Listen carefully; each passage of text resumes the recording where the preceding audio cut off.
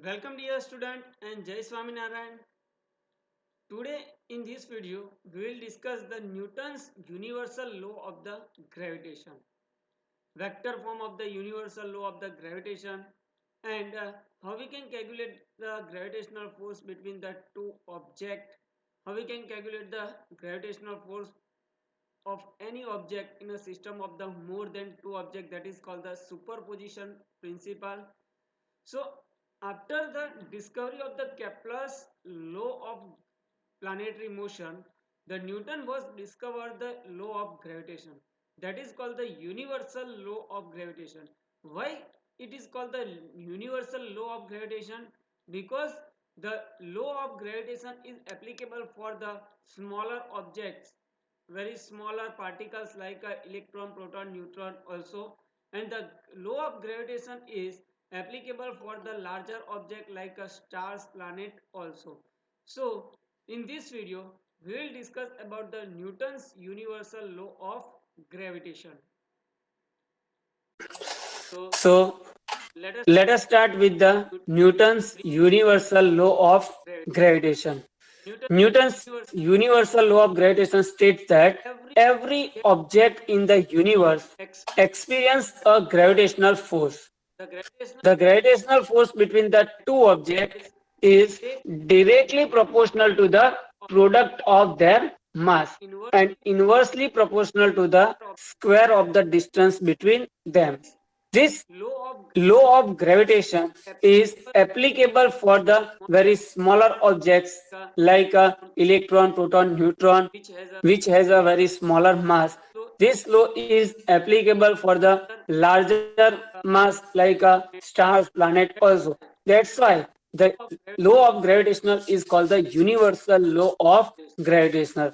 So according to the Newton's universal law of gravitation, the gravitational force between the two objects is directly proportional to the product of their mass and inversely proportional to the square of the distance between them. This statement is called the universal law of gravitation. For example, if we considering the two objects having a mass m1 and m2 at a distance r, the distance between the two objects m1 and m2 is a r, right? So here the object 1 exert the gravitational force on the object 2. Object 2 exert the gravitational force on the object 1. And according to the Newton's third law, the force first object due to second due to second and force of acting on the second object due to first object is same.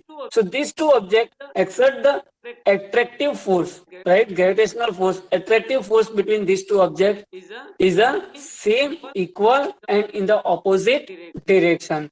So if we consider the two objects having a mass m1 and m2 separated at a distance r, the gravitational force is directly proportional to the product of their mass m1 and m2 and inversely proportional to the square of the distance between them r square, right? So we can write like this: F proportional to the m1 m2 divided by r square. If you remove this proportionality, we require one constant, right? So if you remove this proportionality, capital F is equal to gravitational force F is equal to capital G m1 m2 divided by r square. So where capital G is the constant of the gravitation. unique gravitation, right? The value of capital G was first discovered by the scientist Cavendish, and the value of the capital G is the 6.67 into 10 raised to minus 11 Newton meter square per kg square. That you have studied in the chapter number 1 also, right? So here the value of the capital G is a 6.67 into 10 raised to minus 11 Newton meter square per kg square.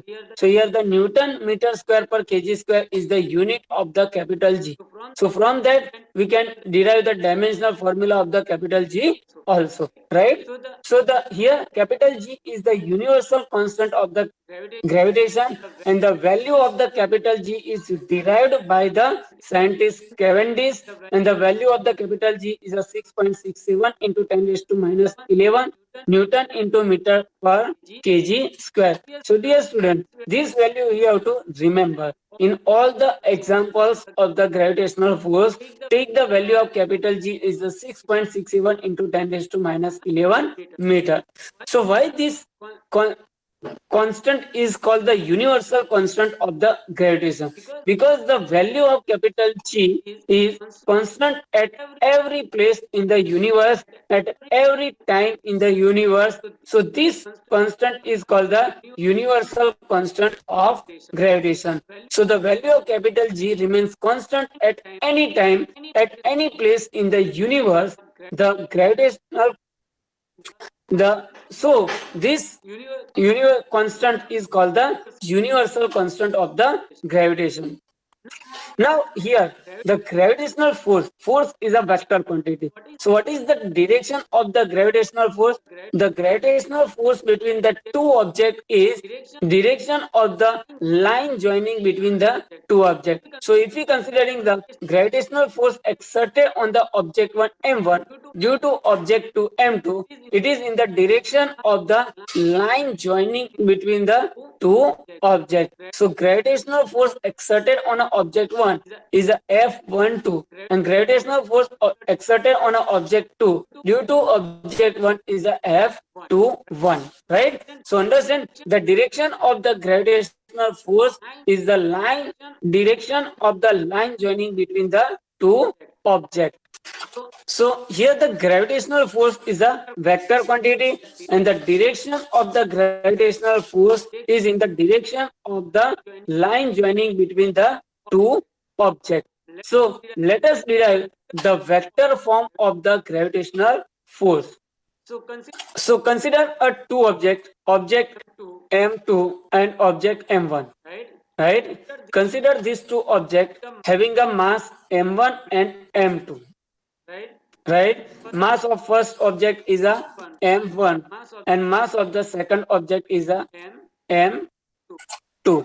So as shown in this figure, consider a two object having a mass M1 and M2 has a position vector of the object M1 is a R1. The position vector of the object M1 is a R1 and the position vector of the object M2 is a R2. Right? So here, due to the mass of both the object having a mass M2 exert the gravitational force on the object having a mass M1. So object 1 exert the gravitational force on the object 2 and similarly the object 2 exert a gravitational force on the object 1. So let us consider the object 2 exert the gravitational force on the object 1 is a F12, right? And object 1 exert a gravitational force on the object 2 is a MF21, right? So the direction of these two force is in the direction of the line joining between the two objects, right? So F12, that is the object 2 exert the attractive force on the object 1. So direction of the F12 is in the direction towards the M2 and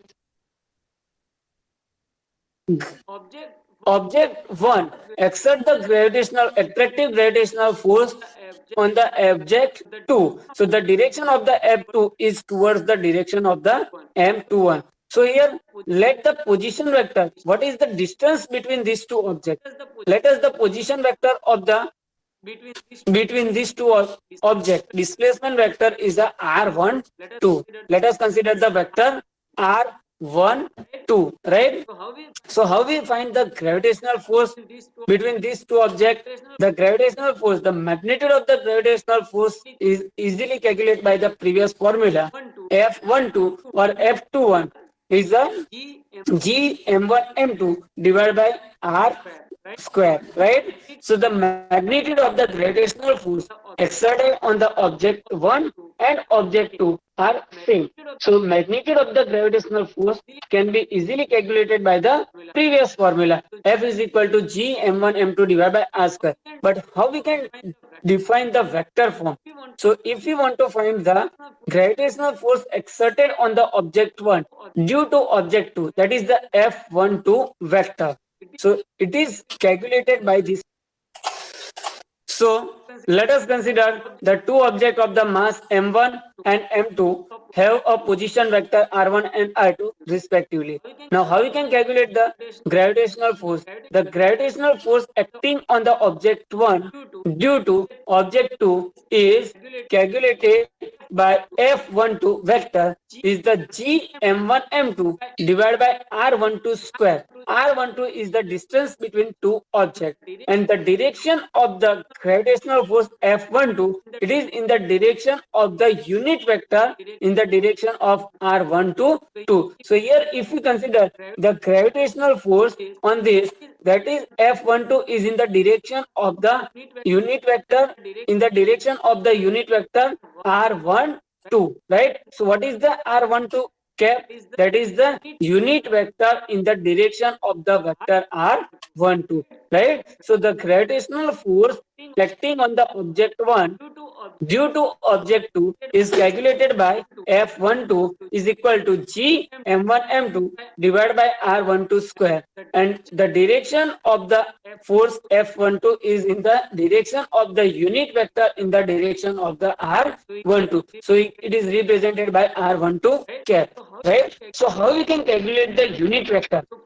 So from this figure, if we consider the three vector, R1 vector, first position vector R1, second position vector R2, and third R12 vector. So as these three vectors forms the triangle, we can use the law of triangles R1 plus R12 is equal to R2. So how we can calculate the vector R12? R12 vector is equal to R2 minus R1. So R12 vector we can calculate R2 minus R1. Similarly, if you want to calculate the R21 vector, so R21 vector is equal to R1 vector minus R2 vector, right? So how we can calculate the unit vector in the direction of the vector R12?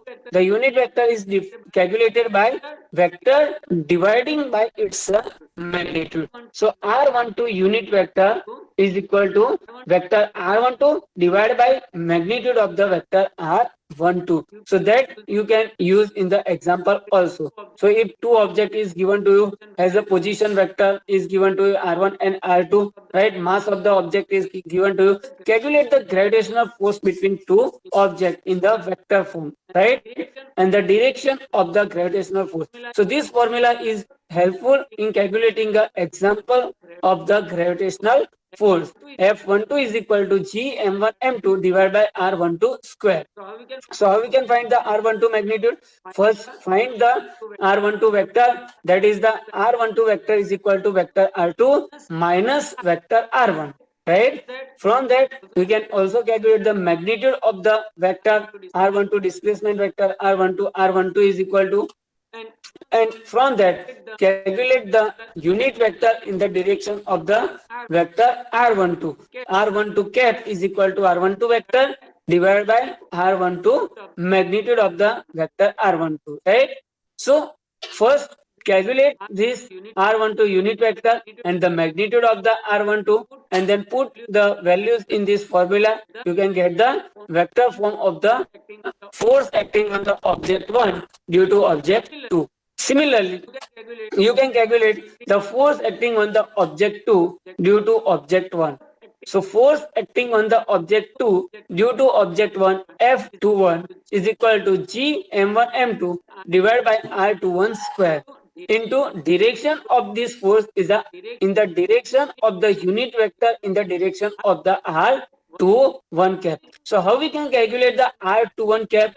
Similarly, this R1 plus R12 is equal to R2. So R12 is equal to R2 minus R1. So here R21 it is equal to R1 minus R1, because the R12 vector and R21 vector are same magnitude but in the opposite direction. So here if we consider the R21 vector is in this direction, right? R12 vector is in this direction, R21 vector is in the opposite direction. So R12 is equal to minus R21. So here if we consider that R12 unit cap is equal to minus R21. So from these two formula, F12 and F21, we can say that the force acting on the object 1 due to object 2, F12 is equal to force acting on the object 2 due to object 1. So two object, the force acting on the object 1 due to object 2 is same as the force acting on the object 2 due to object 1,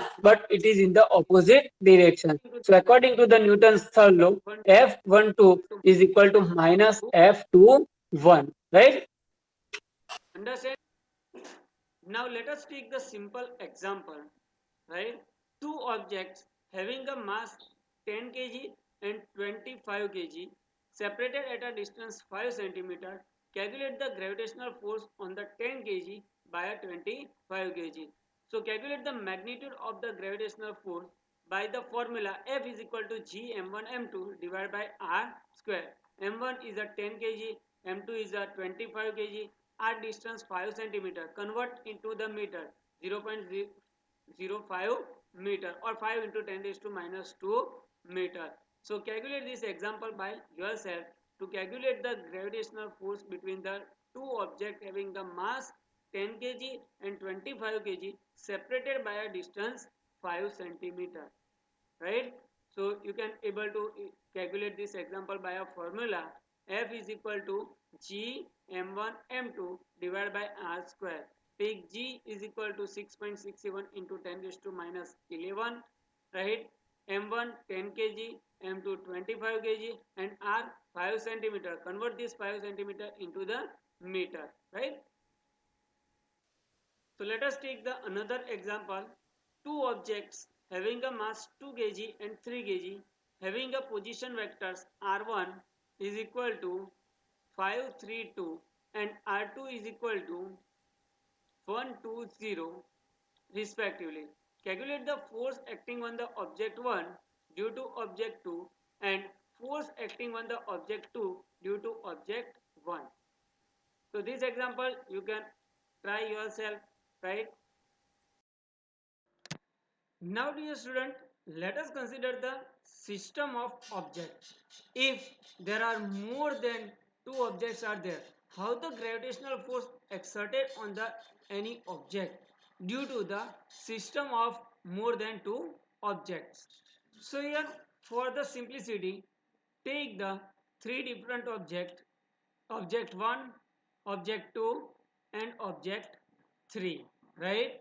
Now if you want to calculate the gravitational force on the object 1, how we can calculate the gravitational force on the object 1? The gravitational force on the object 1 is calculated like this way. So the gravitational force, dear student, we know that the gravitational force between the two objects does not depends on the presence of the third object. So this object 1 exert the gravitational force on the object 2, and similarly object 2 exert the gravitational force on the object 1.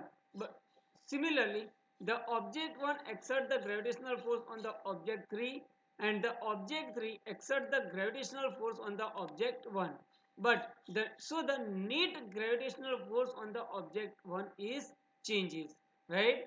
So understand this statement: the gravitational force between the two objects does not depends on the presence of the third object, but the net gravitational force on the object is changes due to the system of the object, right? So for that, consider this. First one is that the gravitational force acting on the object 1 due to object 2. The gravitational force acting on the object 1 due to object 2, that is the F12, right? So here the force acting on the object 1 due to object 2, that is a F12 vector.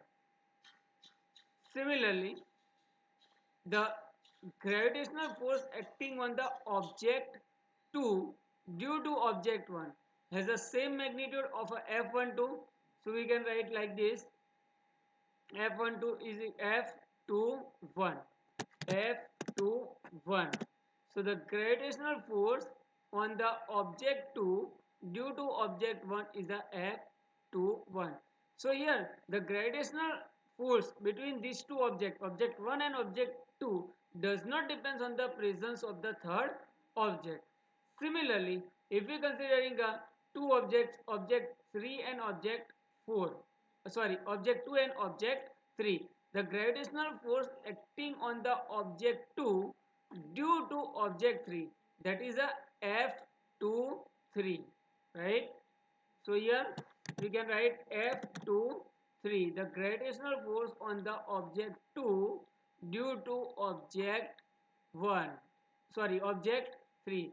Similarly, the gravitational force on the object 3 due to object 2, that we can write a F32, yes, that we can write F32.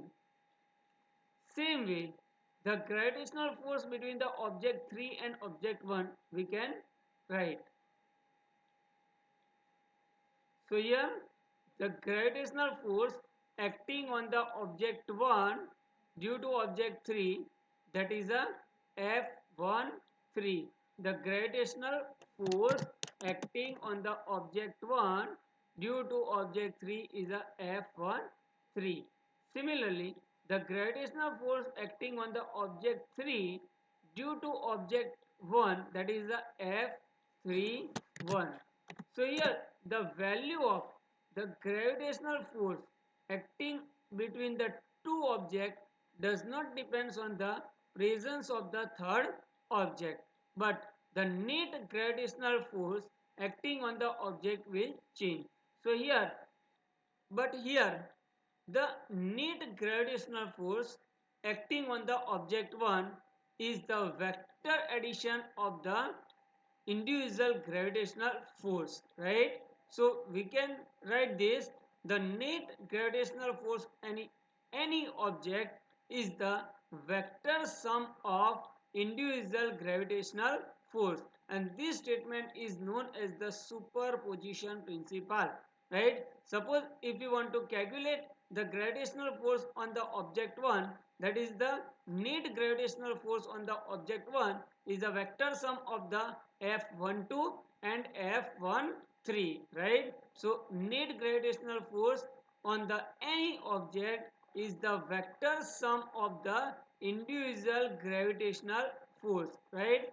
Same way, if we want to find the gravitational force on the object 2 is the vector sum of the F21 and F23.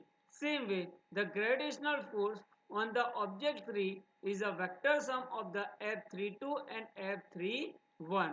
So dear student, the gravitational force on any object in the system of more than two objects is the vector sum of the individual gravitational force acting on the object. If we considering the fourth object, the fourth force is that F12, F13 and F14, right? If we consider the five objects, so gravitational force acting on the object 1 is vector sum of the F12, F13, F14 and F15, right? Understand, dear student? So this statement is called the superposition principle of the gravitational force. The gravitational force acting on any object is the vector sum of the individual gravitational force acting on the object. So similarly, in the system of an object, the gravitational force acting on the object 1 in the system of an object is a vector sum of the F12, F13, F14 up to F1n, right? Similarly, if you want to find the gravitational force on the object 2, F2 is equal F21, F23, F24, F25, so on, right? So the gravitational force on any object is calculated by a vector sum of the individual gravitational force. And how we can calculate the individual gravitational force? The individual gravitational force is calculated by a Newton's universal law of gravitation. Suppose if we want to calculate the gravitational force between the on the object 1 due to object 2, F12. How we can calculate the F12? F12 is a G m1 m2 r12 square into the direction r12 unit vector. F2, how we can calculate F13? G m1 m3 divided by r13 unit vector. Similarly, you can calculate gm1m4 divided by r14 square r14 unit vector. So the gravitational force on the any object can be calculated by a vector sum of the individual gravitational force, right? Next one is that important point is that the gravitational force acting on a object at any point inside the spherical shell is always zero. So if you consider the spherical shell and the inside the spherical shell, the gravitational force acting on the any object is zero, right? And gravitational force at any point outside the spherical shell can be calculated by the total mass of the spherical shell is concentrated at the center of the spherical shell. So suppose if you consider the spherical shell of a mass capital M, inside the spherical shell at any point inside the spherical shell, the gravitational force is always zero. So Fg, gravitational force inside the spherical shell, is always zero. And how we can calculate the gravitational force outside the spherical shell?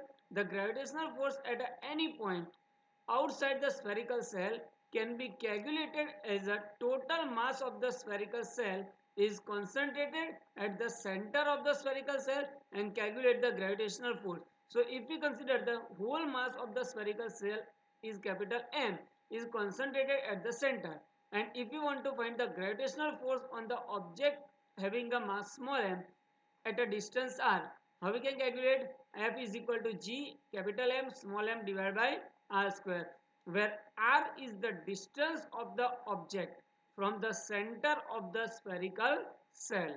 Understand? So this point is important, and this 2 point is given in the textbook also. Let us see the these 2 point given in the textbook. First point is that the force of attraction between a hollow spherical shell of a uniform density and a point mass situated outside is just as if the entire mass of the spherical shell is concentrated at the center of the shell, right? So that is the second point in our material, right? The force of attraction, gravitational force between the hollow spherical shell of the uniform mass density and a point mass situated outside the spherical shell is calculated by taking the entire mass of the spherical shell is concentrated at the center of the spherical shell, right? And second point is that the force of attraction, the gravitational force due to the hollow spherical shell of a uniform density on a point mass situated inside the spherical shell is zero. So understand, dear students, these 2 points. If we considering a hollow spherical shell, inside the spherical shell, if you put a point like a object, the gravitational force on the point like object is a zero. And if you consider the hollow spherical shell and the point like object is outside the spherical shell, the gravitational force or the force of attraction is calculated by taking a entire mass of the spherical shell is concentrated at the center of the spherical shell. So now, dear student, let us start the new topic, Cavendish experiment to determine the value of capital G. Dear student, we know that capital G is the universal constant of the gravitation, and the value of capital G is the 6.67 into 10 raised to minus 11. This value of universal constant of the gravitation is first determined by the scientist Cavendish. So let us take the experiment of the Cavendish that more specifically the value of gravitational is found. So first the value of capital G was first calculated by the scientist Cavendish. So let us take the experiment as shown in this figure. Experimental arrangement of the Cavendish experiment is shown in the figure. As shown in this figure, at the end of the light string, connect the rigid support. Right at the end of the light string, the end of the light string is connected with the rigid support. Right, and the force end of the string is connected to the metallic rod. So other end, free end of the one end of the light string is connected to the rigid support, and the other end of the light string is connected to the metallic rod of the lead, right? So as shown in this figure, one end of the light string is connected to the rigid support, and the force end, free end of the string is connected to the metallic rod A, B, right? Like this. Now, at the two ends of the metallic rod, con connect the two small lead sphere are attached, right? Or connect the two small lead sphere. So, at the two ends of the metallic rod A and B, connect a two small sphere having a mass small m is attached. Now another two large lead sphere of a mass capital M is brought near to the small sphere at the equal distance. So take the two another large sphere of a mass capital M and take near to the small sphere at an equal distance like this in the opposite direction.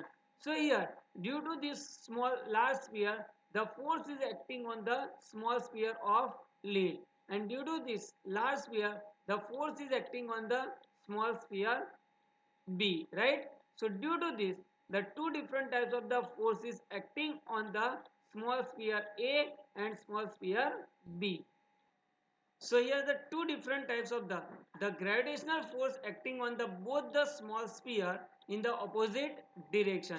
So gravitational force acting on the small sphere A is in the downward direction, and the gravitational force acting on the small sphere B is in the upward direction. So here the gravitational force acting on the both the small sphere are in the opposite direction, and the line of action of these two forces are not passing from the common point. So these two forces are not collinear forces. So the two equal gravitational force and the opposite gravitational force produce a couple, and the torque is produced in the metallic rod, and due to this the metallic rod is rotating in the direction of the gravitational force. So how we can calculate the torque produced on the metallic rod? So by the definition of the torque tau is equal to force into the distance. So here the gravitational force acting on the two small sphere at a distance L, that is the length of the metallic rod. So first gravitational force is in this direction, and second gravitational force is in this upper direction. So the distance between the line of action of the two gravitational force is a L, that is the length of the metallic rod. So gravitational force F is equal to G capital M, that is the mass of the big sphere, small m, that is the mass of the small sphere, divided by r square, that is the distance between the two sphere. So from that the torque acting on the rod tau is equal to gravitational force G m divided by r square into the distance L. Now as the torque is produced on this metallic rod, there will be a twist occurring in the string, right? And the restoring torque is produced in the string. So this restoring torque produced in the string is directly proportional to the theta, right? Number of twists. The restoring torque produced in the string is directly proportional to the number of twists, or we can say that the theta. So we can write tau is proportional to theta, and if you remove this proportionality, we require a one constant. This constant is a k. So we can write tau is equal to k theta, where k is the restoring constant, or we can say that the twist constant. So here first the gravitational is calculated by the torque is calculated by the gravitational force, and second torque is calculated by the restoring torque. So restoring torque and the torque calculated by the gravitational force are same. So if you compare this, Gmm divided by r square into L, that is the torque calculated by the gravitational force, is equal to the restoring torque k theta. So from that we can calculate capital G is equal to k theta r square divided by capital M small m into L. right? So here K is the restoring constant, or we can say that the twist constant, that is the different for the different string, right? It depends on the string.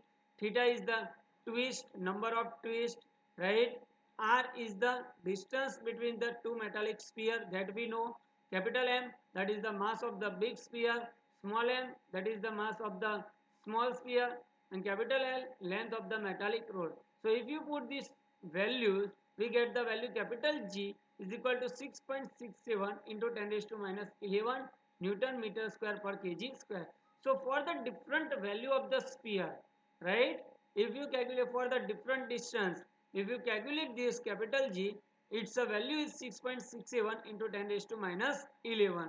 So the value of capital G for the different sphere, for the different string, for the different mass are same, and due to this the capital G is considered as the universal constant of the gravitation. The value of capital G remains constant at any place, at any time, for the any value of the sphere, right? So we can say that the capital G is the universal constant of the gravitation, and the unit of universal constant of the gravitation is Newton meter square per kg square. And from this you can easily calculate the dimensional formula of the capital G. Now let us take the one example to calculate the gravitational force.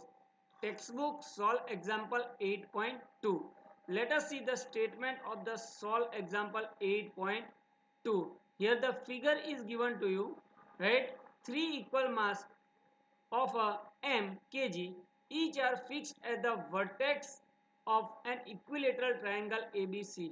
What is the force acting on the mass 2m placed at the centroid capital G of the triangle? So figure is given to you, a equilateral triangle, and each vertex of the equilateral triangle small m mass is placed, and at the centroid capital G twice m mass on the centroid, right? Calculate the gravitational force acting on the mass placed at the centroid. So how much gravitational force acting? So first the gravitational force acting on the capital G mass 2m due to mass m this one, due to mass m this one, and due to mass m this one. So three gravitational force we need to calculate, and the vector addition of the gravitational force is a resultant gravitational force acting on the mass placed at the centroid. So how we can calculate? Let us see. So first of all, the gravitational force on the mass 2m due to mass A, FGA. The gravitational force acting on the G due to A, FGA, is a Gm mass 2m into m divided by r square. The direction of this gravitational force is in the upward direction. Similarly, if you consider the gravitational force acting on G due to B is in this direction at an angle 30 degree with the horizontal. So for that, here we need to take the two component of the gravitational force. First one is the vertical component and second one is the horizontal component. So vertical component is in this direction and horizontal component is in this direction, right? So FGB is similar. Well, magnitude of the FGB is G twice m divided by r square, or we can say that the 2gm square divided by r square, right? The direction of the FGA is in upward direction. It has only one component, y component, j component. So we write here j. The gravitational force on G due to B, FGB, is in this direction by making the angle 30 degree with the horizontal. It has a two component, vertical component and the horizontal component. Similarly, FGC. How we can calculate the FGC? The force acting on G due to C is in this direction. It has a magnitude same, G 2m m divided by r square. It has a two component. Horizontal component is in this direction and vertical component is in this direction. So calculate the component of the different types of the forces, right?